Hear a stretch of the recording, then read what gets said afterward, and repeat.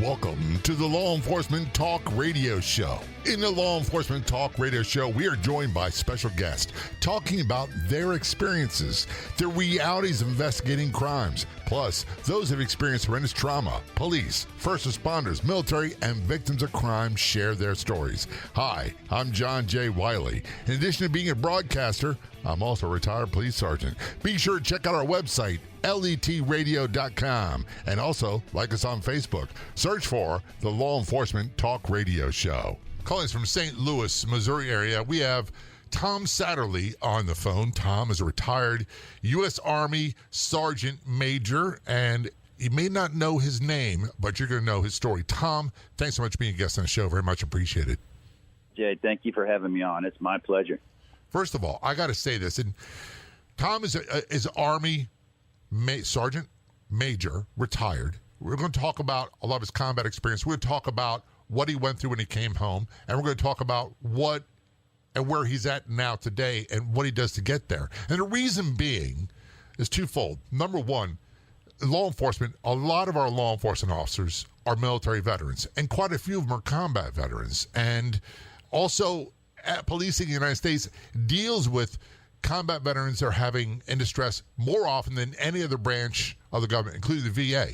That's usually your first line of defense. So I'm really thrilled to have this conversation, and I'm glad you are taking time to talk. I know you're pretty advanced to where you're at today, but it took you a while to get to where you're at today, didn't it?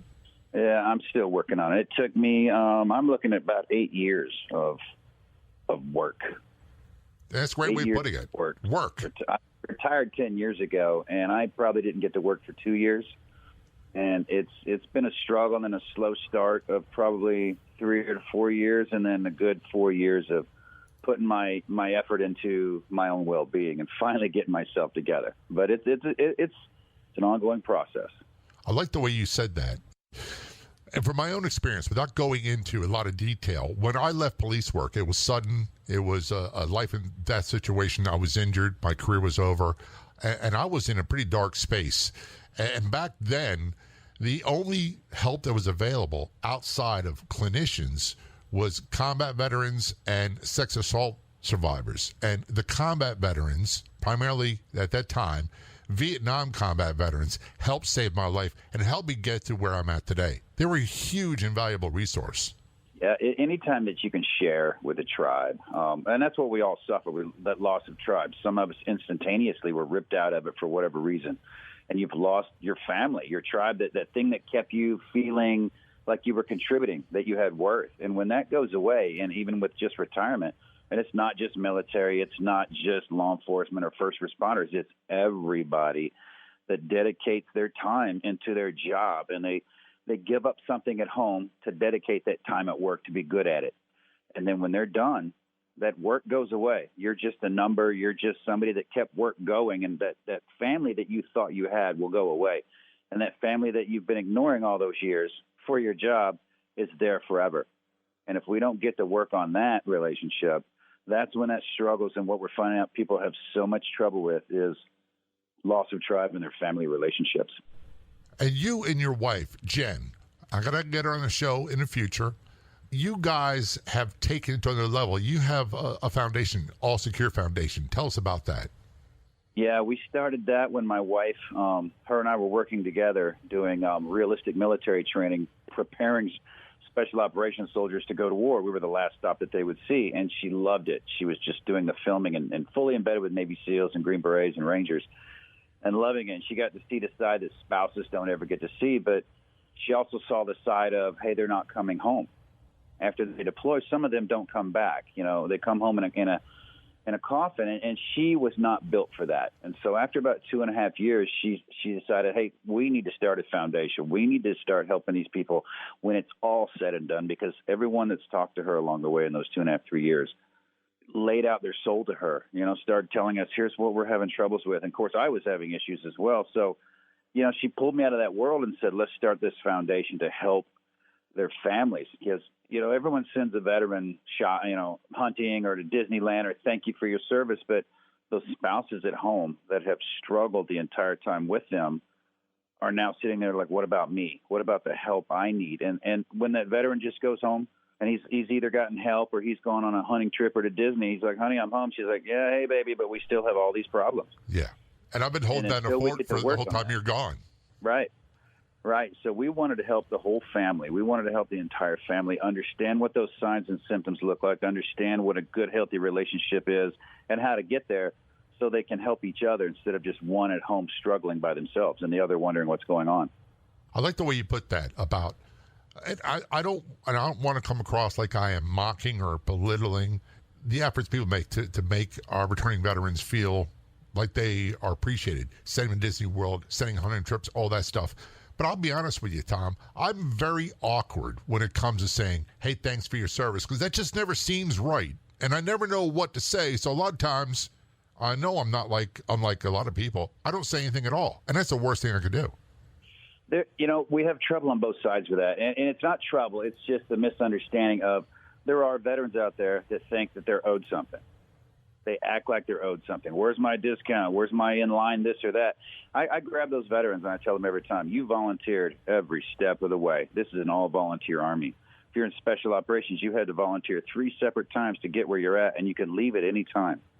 So when a veteran comes out and acts like they're deserving of something, or they have trouble with, and then on the other side they have trouble with, I thank you for your service. I go, why don't you just say thank you?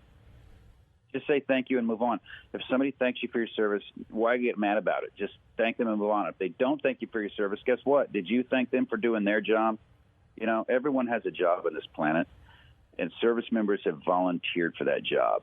The fact that people say, yeah, but it's a job where you could lose your life, this and that, still volunteered for that job. And anytime, I don't mind thank you for your service, and I don't mind if I don't hear it. I've learned to just say thank you or not worry about it, because a job is a job, and I'm moving on to my next career. Well, Tom, you're helping me with this conversation, because my career in policing, we saw a lot of trauma, and I stopped doing things like comparing a while ago. I had guests on the show that helped me with that. They were combat veterans. They were police officers. They're firefighters, have been through horrible things, and they said the first thing you got to do to get better is you have to stop comparing your situation to someone else's. What they went through is bad enough. What you went through is bad enough. And let's just start there. I like to remove judgment and replace it with curiosity. Get to know each other. Stop judging people or sizing people up, if you will. People do it all the time. It's just kind of how we're built. Once you learn to not size people up or worry about judgment, it's easier to step into conversations, because I was worried about judgment on me. Am I good enough? I never felt good enough, so I would not enter into these conversations with people, because I felt like the outside person. And I've had to just deal with that and get rid of it and have those feelings of, I'm just like everyone else. It's okay. I can talk to people. And if somebody has a problem with it, that's their business. That's their problem. We're talking with Tom Satterlee. He is retired Sergeant Major, United States Army, Delta Force. His foundation's All Secure Foundation. Go online to allsecurefoundation.org for more information, and we will talk about that when we return. Don't go anywhere. We'll be right back.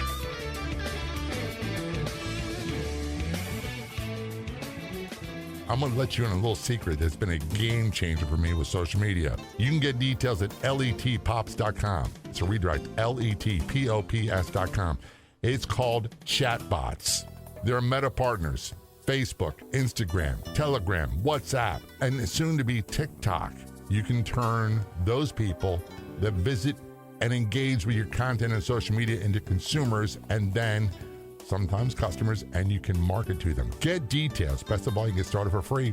letpops.com. That's letpops.com. Again, it's letpops.com.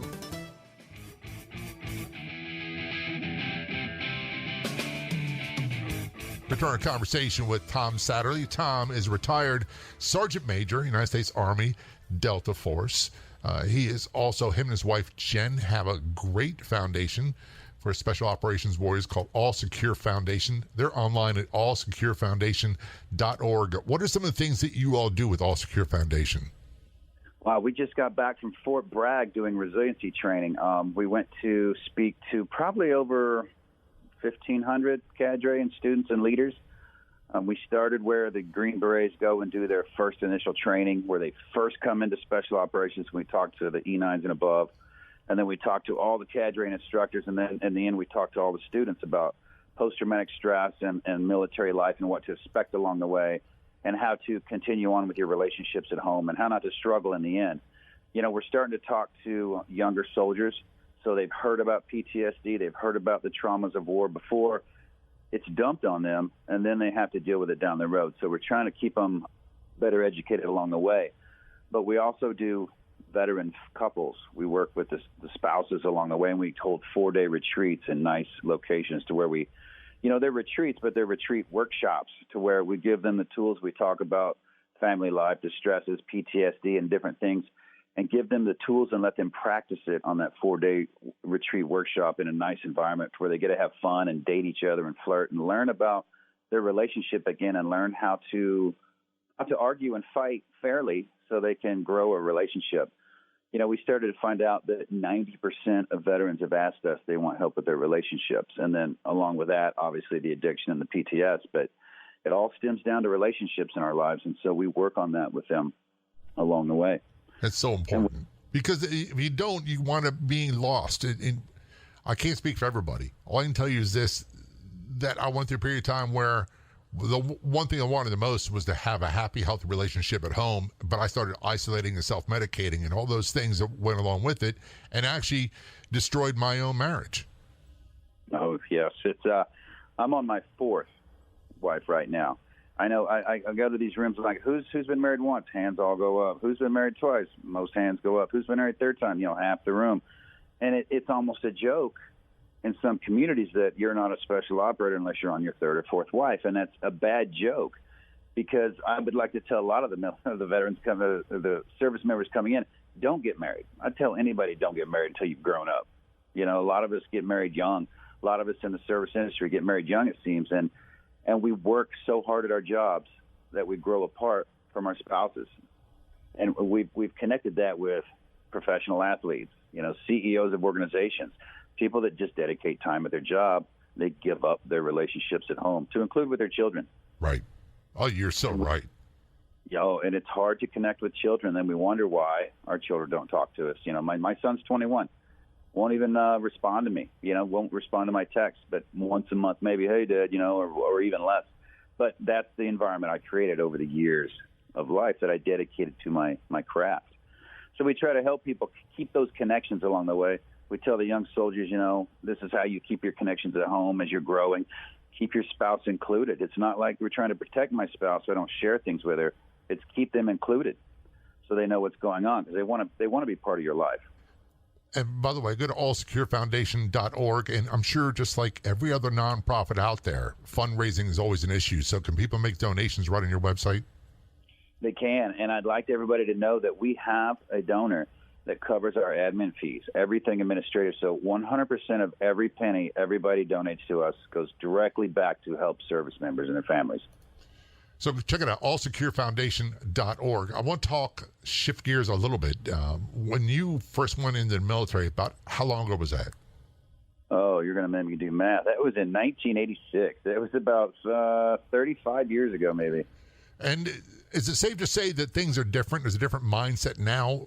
I don't remember during that time period, at least in policing, they didn't do it. We didn't talk about PTS. We didn't talk about resiliency. We didn't talk about critical incidents. We didn't talk about any of that stuff.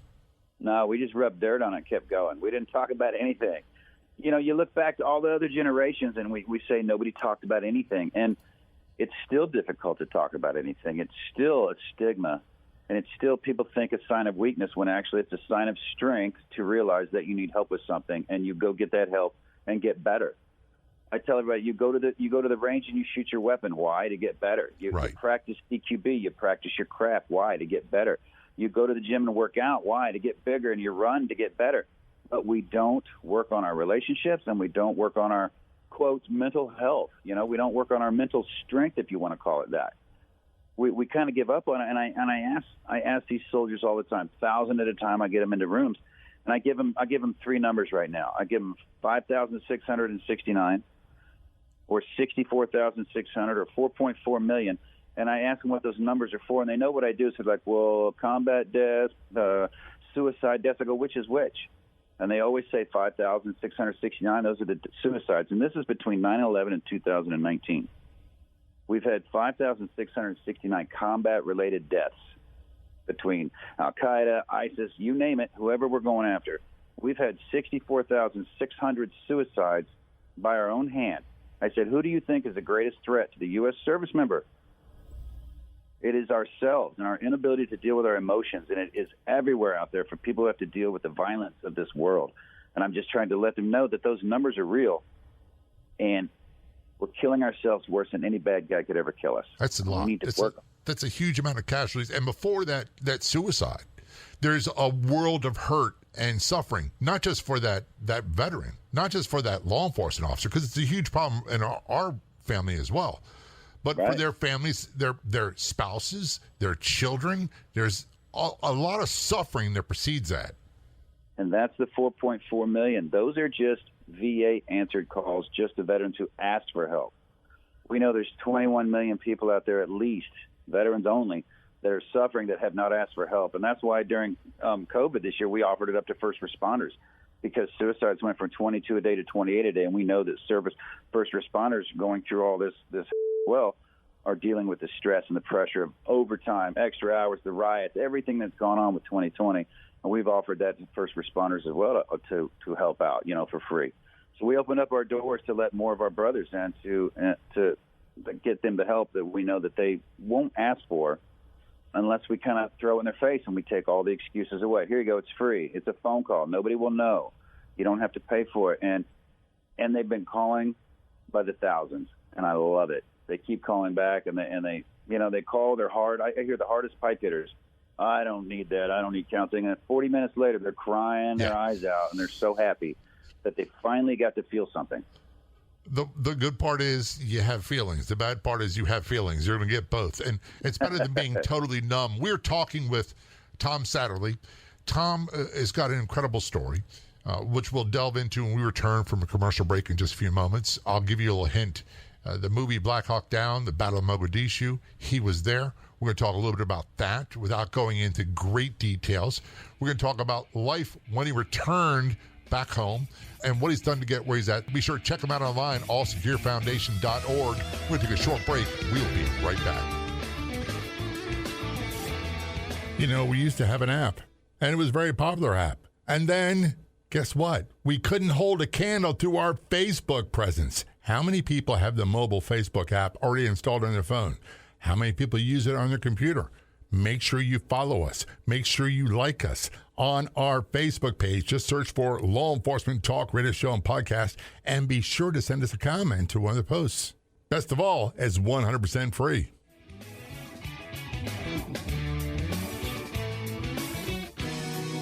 Return our conversation with Tom Satterley. Tom is retired U.S. Army Sergeant Major, Delta Force. He is one of the founders of the All Secure Foundation. Go online, allsecurefoundation.org. He and his wife, Jen, run that. They do a lot of great things. Earlier in the conversation, I told people you would know Tom. You may not recognize his name. If you've watched movies at all, in particular the movie Black Hawk Down, which came out, I believe, in 1999, 2001, the movie, and I've seen it a couple times. It's about the Battle of Mogadishu back in 1993. You were there. And before we go into the conversation about it, I want to tell people I'm not a combat veteran. I'm not a military veteran. I don't know what that's like. But that movie floored me. And I sat there and had to force myself to breathe a few times when certain scenes. But my biggest problem with the movie is at the end, it's like, okay, we're all okay now. We can relax. And I know that's not true. I wish it were. I many years I've wished it were true, and it's not. That's about the time that the pain starts. I tucked it away for about 18 more years before retirement. After that, through different deployments, you have to keep doing your job. You have to keep showing the people around you that, in my mind anyway, you're okay. And I got my fingers in the air doing the air quotes. I'm okay, and I'm doing my job, and so I used a lot of hate and anger, and I lost empathy and compassion for everyone and everything, and all I did was my job. I just dedicated my life to being better so Somalia would not happen again, you know. And I remember training extra hard, shooting longer hours, running longer miles, just trying to be better so that day would never happen again. And of course, they happen over and over again.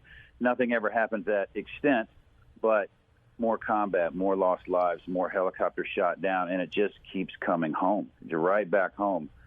And I remember standing in a mission in Iraq, and a helicopter got shot down. And I was in charge of 60 people on the ground. A helicopter got shot down right on infill, and I was thinking, I'm the guy calling in Black Hawk Down now, and I can't believe I'm doing this again and again and again. And I tell people, you're lucky enough, first responders, you know, police officers, military, you're lucky enough to have a job that you get to go do.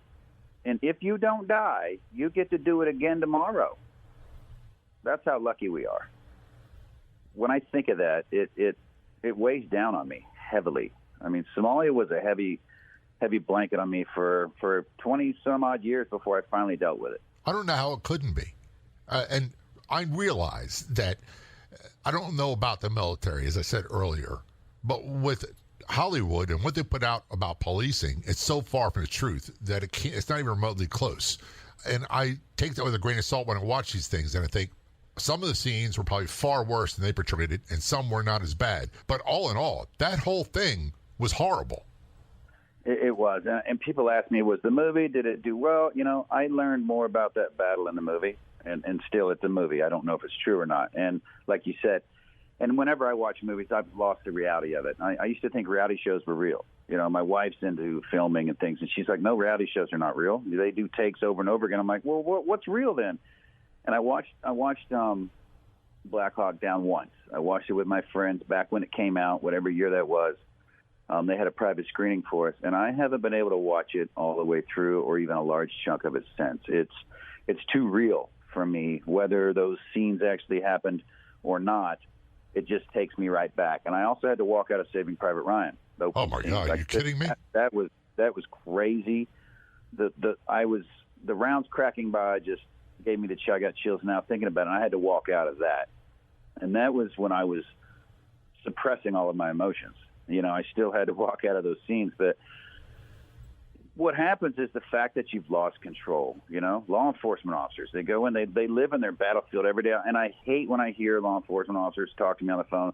Well, my job wasn't like yours, or I don't do this. I tell them, listen, you live in your battle zone every day of your life. I got to fly home. When I flew home, I was home. You don't get the chance to be home. You might go on a vacation once a year, and now you might not be a cop somewhere in some other town. But when you're back home, people know you. You know, I don't know if you sit with your back in the corner for a reason, not just because you have PTSD, but because somebody might walk into a bar that you're at or a restaurant you're at with your family and know you and not like what you did to them. And so that's stressful. And plus the fact that you might have to take a life, the fact that you have to practice to take a life, all of that weighs on you. So I don't like it when people call and say, hey, I didn't do what you did, but I don't care about the story. I care about this half of it. How do you feel now? You feel like now. Let's talk about that, because everybody can get feeling better the same way. You brought up a great point. When you talked about watching the movie, Black Hawk Down, and you talked about Saving Private Ryan, both of those I found very tough to do, especially the opening of Saving Private Ryan. Another one that I felt, and I'll be honest with you, I cry, not constantly, not uncontrollably, but every time I watch Band of Brothers, part of that does it to me too. I don't know why, but one of the things I can't do, Tom, is the body cam videos, the dash cam videos of police involved in shootings and fights and all that. I can't watch them, because what's happened to me is I start getting the elevated adrenaline dump and the shaking fingers, and I'm ready to rock and roll. And you know what the first thing that happens to me is I get angry, and I start lashing out at people. I don't want to do that. I don't want to be that guy. Anger's number one. I do the same thing, and my wife gets mad at me. I watch those dash cam videos every now and then. I see them pop up, and I'll start to watch it, and I'll get aggressive immediately. I want to teach a lesson. I want to save somebody, and I'm mad instantly, and I'm angry, and I want to go take it out on somebody. I want to make it right somehow, and that is what most of the people I talk to talk about. I'm so angry, and I have these outbursts, and it's either at my children or my spouse. It's never at work with our friends, because we you know, I don't know why. I'll figure that out one day. Maybe it's the respect thing or the fear thing, but the judgment thing. But when we're at home, we're comfortable. and I hear it every day. I scream at my kids for stupid things. I just get upset about stupid things. I'm like, stop watching the news so much. Stop watching violent things. I stopped watching violent movies a while ago, and it made a huge difference. Your brain remembers. It's a biological response. It gets triggered, the shaking, the adrenaline. It happens, and you can't stop it. And so you have to change your pattern of what you watch and do. And then you'll notice that you start changing. I think for the better. Psychologists may not like the term. Psychiatrists may not. Control. Avoidance is a term that I hear people say that's a negative thing. Look, I'll be honest with you. There's a lot of things I avoid. I just don't do it anymore because I know my limitations. And like I said before, I don't want to be that guy. That guy, my biggest fear was being left alone afterwards, that no one would love me, and I'm pushing those people away. Right. And I don't want to be that guy. That's not our veterans, our military, our law enforcement, our firefighters, our EMTs, our corrections officers, all those people, dispatchers, they don't deserve that life. They don't. And they're the people, those people that you just named, are the people that take care of other people in this world who don't appreciate it and are thankless about it, and they don't care, and we won't even take care of ourselves. We got veterans that go around the world. We got military people go around the world to help other nations, to help them. It's not that we go over there to kill people. We go over there to help the underdog, the person who needs help, who's being bullied or picked on by a criminal or an insane individual who just wants to, rule people that way. Same with law enforcement. You deal with the life, and people don't appreciate what you do, and it's thankless, and we don't take care of ourselves. And yet something comes up, and we tell everybody, like in an airplane crash, what's the first thing you do? You put your oxygen mask on first, because you can't help other people if you pass out. You can't help other people when you're in need of help. So you have to take care of yourselves, and we won't do that. I always say this all the time. The best athletes in the world, let's take Tom Brady as an example. He doesn't do it by himself. He has coaches, he has nutritionists, he has sports psychologists, he has teammates, he has people that help train him. If those guys can do that, and I say guys, I mean men and women, if they can rely on someone else to help them get better, whatever their craft is, us police, us military can do the same. We're going to take a short break. We'll be right back. I know we've all got lots of apps on our phone, but there's one you should check out, the Medium app, medium.com. And be sure to follow the Law Enforcement Talk Radio Show and podcast, where you find great articles and blog posts from me on Medium. That's the Law Enforcement Talk Radio Show and podcast on the Medium app, or you can go directly to medium.com.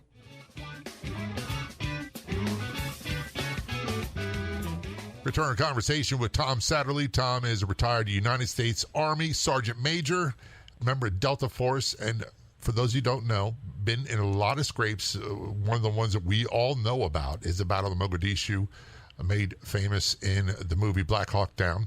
We talked about that a little bit earlier. I appreciate you spending some time talking about that. I'm sure it wasn't easy to discuss, but there came a point where you came home and all the battles were over, and you must have realized that something was not going right in your life, or wasn't where you wanted to be. How did that happen?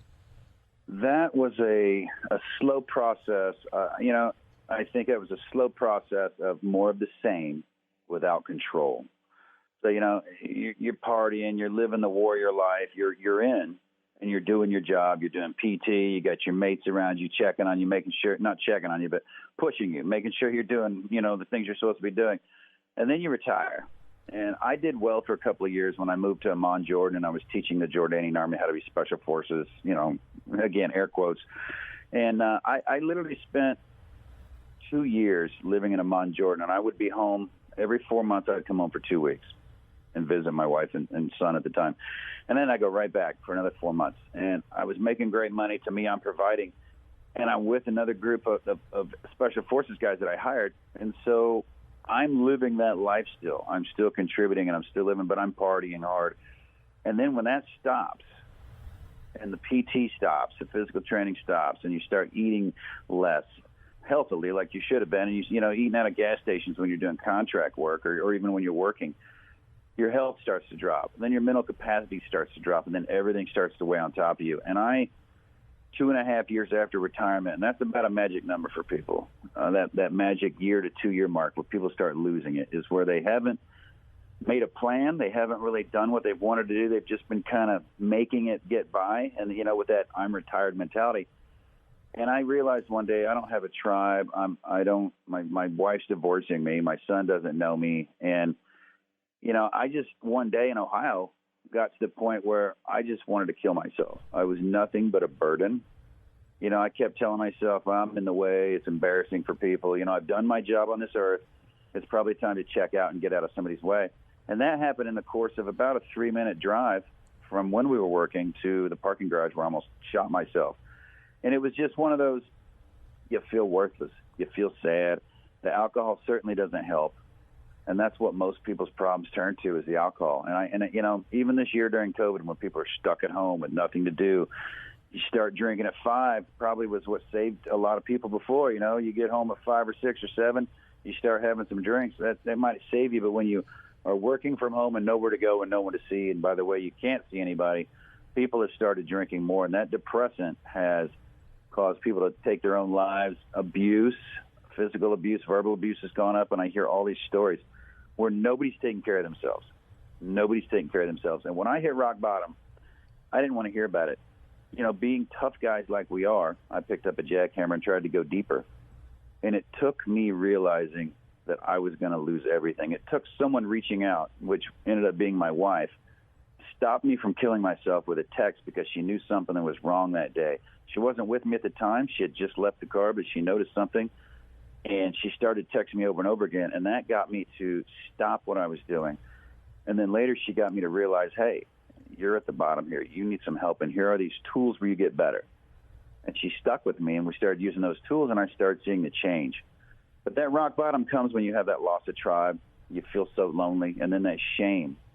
Shame is a big one, and when you have shame, you lose hope. And so I try to sell hope to people every day. You don't have to sell it. It's there, right? I just try to sell it to them because, you can't give it to anybody. They need to earn it. And you just got to show people that hope is always there. Because when you lose that, everything else follows. And I was in that dark place.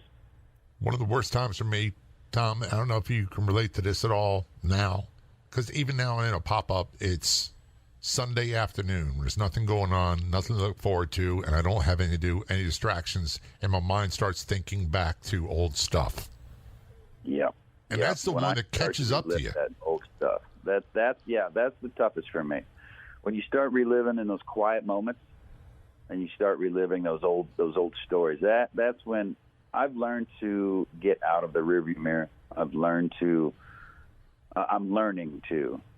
look through the windshield of my car that I'm driving and look forward in life and look at my next mission and not look back. I live in the memory of the so many friends that I've lost because I know they wouldn't want me living miserably. So I live in their honor, and I try to live happily, and I try to think of them in the best ways, and I try not to relive those horrible moments because it's nothing but a pressure on me. You said earlier about 2.5 years after retiring. I remember being a rookie police in the academy, and they said back then, this is 1980, said the average life expectancy of a Baltimore City police was 52. And they usually died within 2 years of retiring. And most of them drank themselves to death. And back then they didn't talk about what other things they did. And I've seen that with military men. I grew up most of my life in Norfolk, Virginia. And I remember being a taxi cab driver when I was 18 at the airport, picked up a woman. Her husband showed up to pick her up. He was a retired Air Force officer. And we got there. He died by suicide. She'd asked me to bring the luggage in. I found him. And I'm thinking, what could possess someone to get to this point? He supposedly had everything in the world. And now I look back and go, he had 3 or 4 days by himself. It was a Sunday evening. He's drinking. All the things caught up to him. And you said that 3-minute drive, you go from being okay to let's end it. Yeah, it doesn't take much. And that's what I've told people over and over again, check on your strong friends, because we always think it's the ones that say, I need help, or the obvious ones. The obvious ones, you can give them help because you can see it. It's the ones that you think are strong that I tell people, please reach out and talk to your strong friends. Just call them and check on them. Text them and check on them. Because the strong ones are the ones that hide it the best from the rest of us. But we all feel the same way. I can tell you we all feel that way about something, and that it's okay.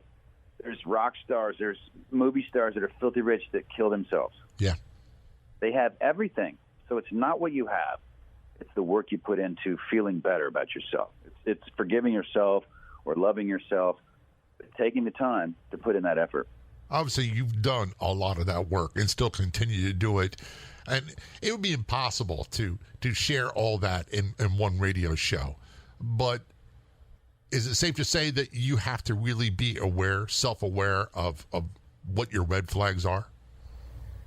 Yes, self-awareness is number one. Self-awareness is absolutely number one for everybody. And I'd say start with that.